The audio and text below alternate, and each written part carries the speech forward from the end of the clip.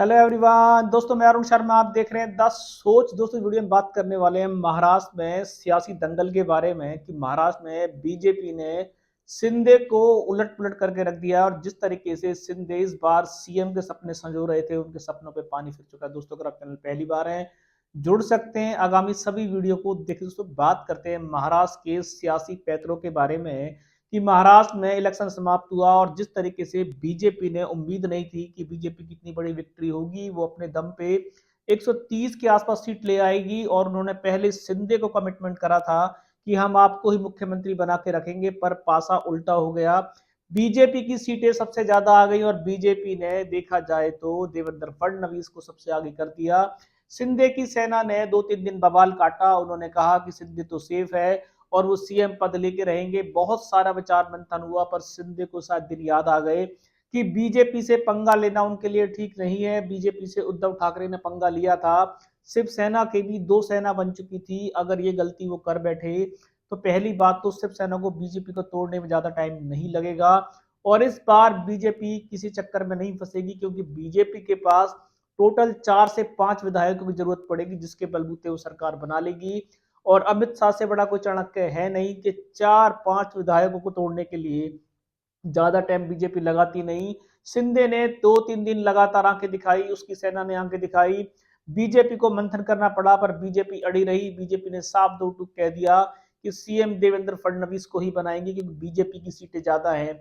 अब हार के झक मार के जब शिंदे को समझ में आया कि पुत्र की राजनीतिक करियर भी दांव पे लग सकती है और शिवसेना को बीजेपी 2 मिनट में तोड़ के रख देगी और 4 से 5 विधायकों को बीजेपी में तोड़ना कोई बड़ी बात नहीं है और शिंदे फिर लटक जाएंगे। तो शिंदे ने ये गलती नहीं की, बीजेपी के आगे नतमस्तक हो गए और बीजेपी को दिल्ली बुलाने से पहले ही उन्होंने हाथ जोड़ के रिक्वेस्ट कर दी कि बीजेपी जो चाहेगी हम उसके लिए तैयार हैं।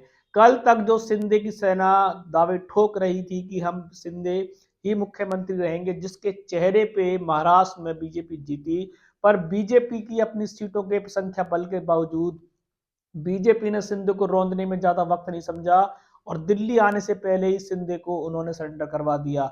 अब इस पे उद्धव ठाकरे इंडिया गठबंधन ने पहले ही चुटकी ले ली है और महाराष्ट्र की जनता में वो ठगा सा जवाब आ रहा है कि दोबारा से शिंदे को बीजेपी ने मोहरा बना लिया। जो उद्धव ठाकरे के साथ होता था अब वो बीजेपी ने शिंदे को कर लिया। तो क्या शिंदे ने शिवसेना छोड़कर बीजेपी के साथ इलेक्शन लड़के कहीं गलती तो नहीं करती?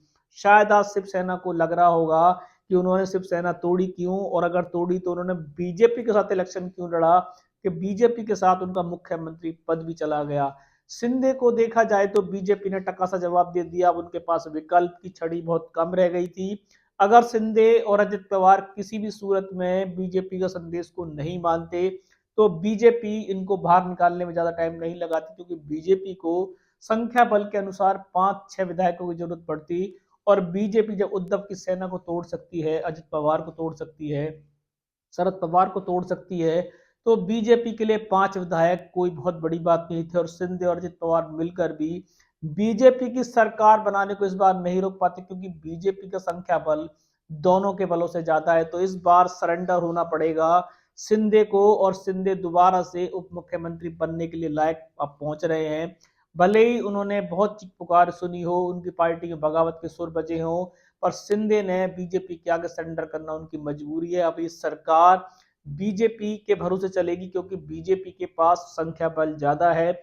अगर शिंदे बीच में सरकार को आंखें भी दिखाई जाएं उसके बावजूद भी ना तो बीजेपी को अजित पवार की जरूरत पड़ेगी ना शरद पवार की जरूरत पड़ेगी क्योंकि बीजेपी 4 से 5 विधायकों को 5-6 महीने में सेट कर लेगी और शिंदे अगर उनको फिर आंखें भी दिखाते हैं तो शिंदे को भी बाहर का रास्ता दिखा दिया जाएगा।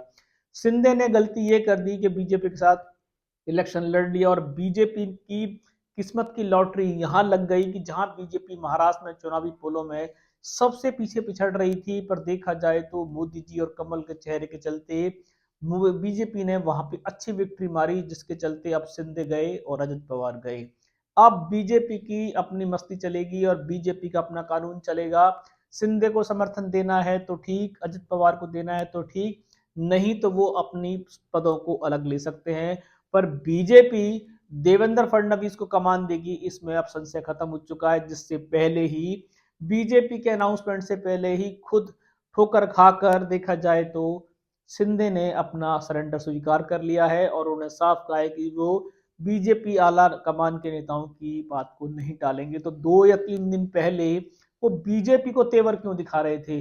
उनकी सेना शिंदे है तो सिर्फ के नारे क्यों लगा रही थी? क्या वो जब आंखें बंद करके बैठे थे? फिलहाल दोस्तों महाराष्ट्र की राजनीति में बीजेपी की बल्ले बल्ले है। बीजेपी ने जिस तरीके से उम्मीद के डंके नहीं सोचे थे वो डंके बज गए हैं और संख्या बल के बावजूद अब बीजेपी को शिंदे बिल्कुल नहीं भा रहे हैं और शिंदे को मजबूरन सरेंडर करना पड़ रहा है क्योंकि उनके पास ऑप्शन बहुत कम है। उनको पता है कि अगर बीजेपी को समर्थन नहीं दिया तो बीजेपी शिंदे सेना की तीसरी सेना भी खड़ी कर सकती है और अमित शाह इसमें माहिर हैं। आप फिलहाल समर्थन देने को तैयार हैं, भले ही उनको पद क्या मिलेंगे पर उप मुख्यमंत्री पद से वो काम चला सकते हैं। शिंदे की सेना में नाराजगी देखी जा सकती है पर जैसा करोगे वैसा भरोगे की और नीति आ रही है जो उद्धव ठाकरे और संजय राउत ने अपने बयान जारी। दोस्तों इस रुझान पे नया विश्लेषण बना के रखेंगे कि क्या बीजेपी शिंदे सरकार को 5 साल रखेगी या बीच में से ही उनका समर्थन भी वापस कर दे। कोई सटीक विश्लेषण होगा आपको लेके आएंगे। अगर आप चैनल पहली बार हैं जुड़ सकते हैं सारी वीडियो को। दोस्तों मैं अरुण शर्मा मिलूंगा नई सोच के साथ। अपना ध्यान रखें। नमस्कार।